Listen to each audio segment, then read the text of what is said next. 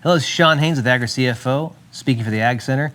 Welcome to our first full commodity report. Starting this week off, we'll start with dairy. Steady to slight increase to rates or to prices on the dairy markets, about mid $18 for the next couple of 3 months, which is below cost of production for most guys. But after that, looks like prices are kind of up $19.35, $19.25 per hundredweight range on the blend basis, which will get pretty close to break even for top 10% of producers. Production U.S.-wide still up about 0.5%, which is creating a lot of extra milk. It's just going into cheese and going into powder, and that's really been pushing prices down.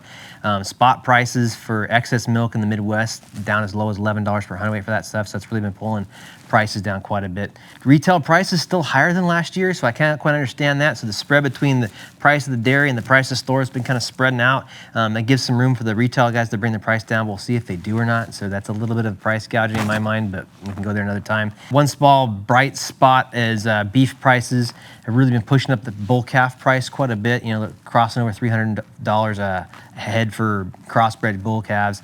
It should pull the Holstein bull calves up as well. That's also pushed up the price for heifers and dairy cattle. And the cull dairy cattle, some guys are projecting $1.25 for those cattle in the next couple, 3 months, which should give a little bit of relief. But next 3 to 4 months can be tough for the dairy business. And after that, there's a little bit of hope if you're a top end producer, but if not, still continued losses unless the market kind of recovers.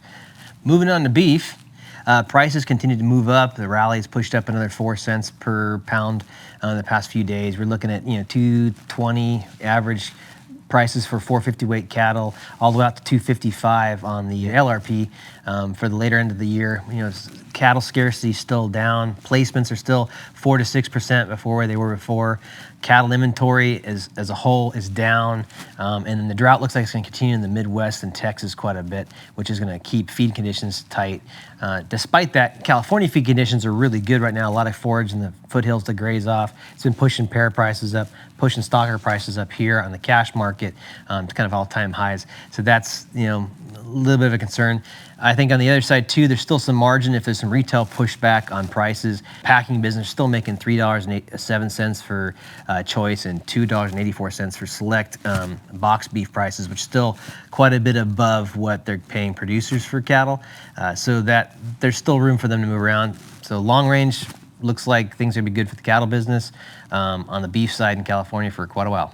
Now let's talk about interest rates for the week. Rates continue to stay high. Really been fairly flat this week as everybody's waiting to see what's going to happen with the FOMC meeting next month. Looks like pushing rates up to 1/4 to possibly 1/2.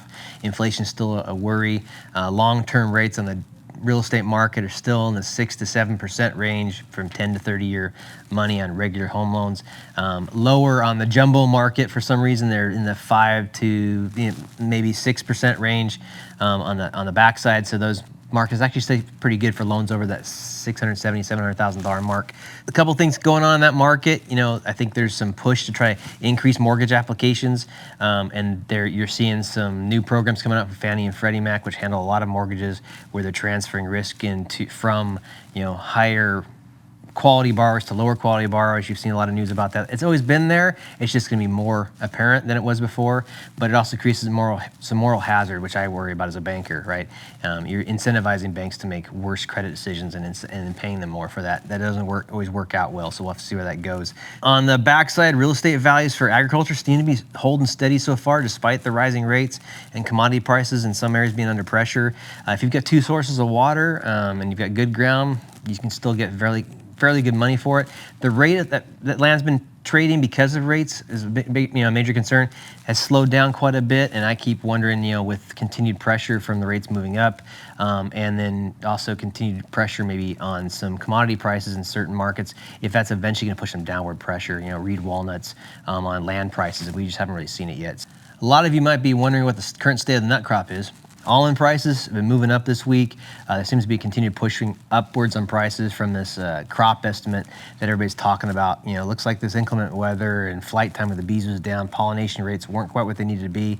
And there's some estimates that say, 40, 50% down. We'll have to see where it all comes in. It's quite a bit of change from 2 or 3 months ago when they were calling for a really large crop because of all the water these trees were getting. But in-shell market's been leading that way. It's up 20, 30 cents. You're starting to see the point where it's actually making a profit to farm almonds again in almost all cases. increases on last year's crop. It's going to push this year's crop up eventually. Some folks are actually talking about pre-selling the crop because the prices are where they're at.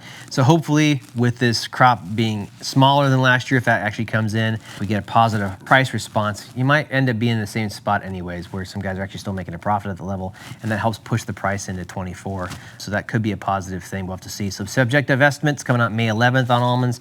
We'll report on that when it comes out to kind of see what they say. Walnuts, continued pressure on those. The USDA removed a bunch of walnuts out of the circulation, about 57 million pounds. There was an immediate response in prices from that, maybe some other factors. There's still a lot of downward pressure on walnut prices. If you've got Chandlers and Howards, you're probably still making a little bit of money on new plantings that are tight with large capacity for production. If you're older varieties where they're spaced out and lower pounds per acre, and they're not those two varieties, you're just getting hammered. Those guys are just losing money, hemorrhaging money. We haven't really seen a lot of response yet on the real estate side for that, but that's one of the things I'm concerned about. We'll have to see where that goes.